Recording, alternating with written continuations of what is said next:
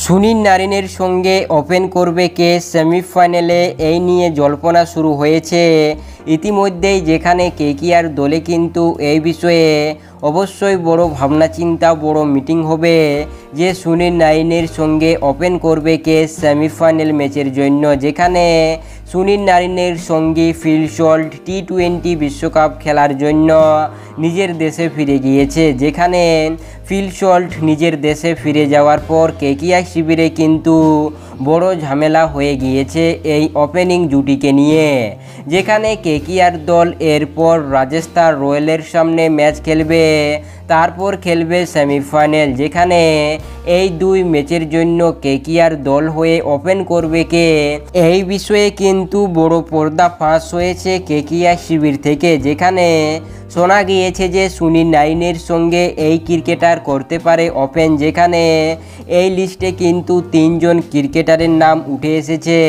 যে সেমিফাইনাল ম্যাচে তাদের মধ্যে কেউ ওপেন করতে পারে সুনীল নারিনের সঙ্গে। যেখানে কোন এই 3 ক্রিকেটার যাদের নাম উঠে এসেছে এই নারিনের সঙ্গে ওপেনিং করতে পারে বলে, যেখানে কোন ক্রিকেটারের কত % চান্স রয়েছে এই নারিনের সঙ্গে ওপেনিং করার, সেটাও কিন্তু জানাবো তোমাদের এই ভিডিওতে।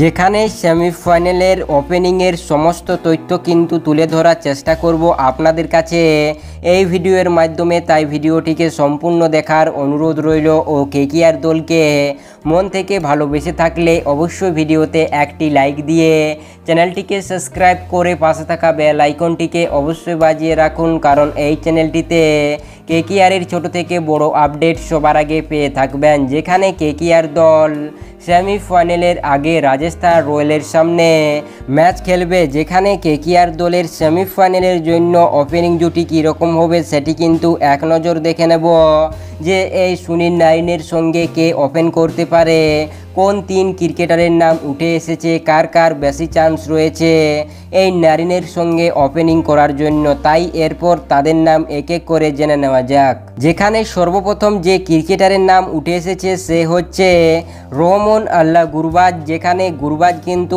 ওপেনিং করতে পারে। তার পাশাপাশি মনীষ পান্ডে রয়েছে আমাদের দ্বিতীয় স্থানে এই ওপেনিং করার জন্য সুনীল নারিনের সঙ্গে, এবং 3 নম্বরে রয়েছে কে.এস. ভারত, উইকেট কিপার ব্যাটসম্যান ভারতীয় এই ক্রিকেটার কে.এস. ভারত রয়েছে তৃতীয় স্থানে। এই 3 ক্রিকেটারের মধ্যে কিন্তু একজন ওপেন করতে পারে সুনীল নারিনের সঙ্গে রাজস্থান রয়্যালের সামনে ও সেমিফাইনাল ম্যাচের জন্য বলে শোনা গিয়েছে। তবে এই 3 জনের মধ্যে সবসময় এগিয়ে থাকবে গুরবাজ, যেখানে ফিল সল্ট ছিল একজন বিদেশি উইকেট কিপার ব্যাটসম্যান, আর গুরবাজ হচ্ছেন একজন বিদেশি উইকেট কিপার ব্যাটসম্যান। তাই কিন্তু ফিল সল্টের পরিবর্তে গুরবাজি করতে পারে সুনীল নারিনের সঙ্গে ওপেনিং রাজস্থান রয়্যাল ও সেমিফাইনাল ম্যাচের জন্য বলে শোনা গিয়েছে। যেখানে এই গুরবাজের কিন্তু সবথেকে বেশি চান্স রয়েছে এই নারিনের সঙ্গে ওপেনিং করার, যেখানে 90% চান্স রয়েছে গুরবাজের। হ্যাঁ ফ্রেন্ডস, যেখানে গুরবাজও কিন্তু খারাপ খেলে না, গুরবাজও কিন্তু ফিল সল্টের মতোই দ্রুত গতিতে রান তুলবে বলে মনে করছে কেকেআর মেন্টর গৌতম গম্ভীর। যেখানে 2023 সালে আমরা এই গুরবাজের পারফরমেন্স দেখেছি, যেখানে মনীষ পান্ডে ও কে.এস. ভারতও কিন্তু ওপেনিং করতে পারে সুনীল নারিনের সঙ্গে বলে শোনা গিয়েছে। তবে এদের থেকে সবসময় 90% এগিয়ে থাকবে গুরবাজ। তাই কিন্তু এটাই শোনা গিয়েছে কেকেআরের তরফ থেকে যে নারিনের সঙ্গে গুরবাজি ওপেনিং করতে পারে রাজস্থান রয়্যালের সামনে ও সেমিফাইনালে। তবে আমাদের এটাই থাকবে দেখার বিষয় যে রাজস্থান রয়্যালের সামনে কে ওপেন করছে সুনীল নারিনের সঙ্গে। হ্যাঁ ফ্রেন্ডস, তাই আপনাদের মতে এই নারিনের সঙ্গে কাকে ওপেনিং করা উচিত অবশ্যই আপনাদের মতামত নিচে কমেন্ট সেকশনে লিখে আমাদের জানাতে ভুলবেন না। যেখানে আমার মতে সুনীল নারিনের সঙ্গে গুরবাজকেই ওপেনিং করা উচিত কেকেআর টিমকে, এবং কেকেআর টিমের তরফ থেকে এটাই শোনা গিয়েছে যে গুরবাজি করবে নারিনের সঙ্গে ওপেনিং রাজস্থান রয়্যাল ও সেমিফাইনাল ম্যাচের জন্য।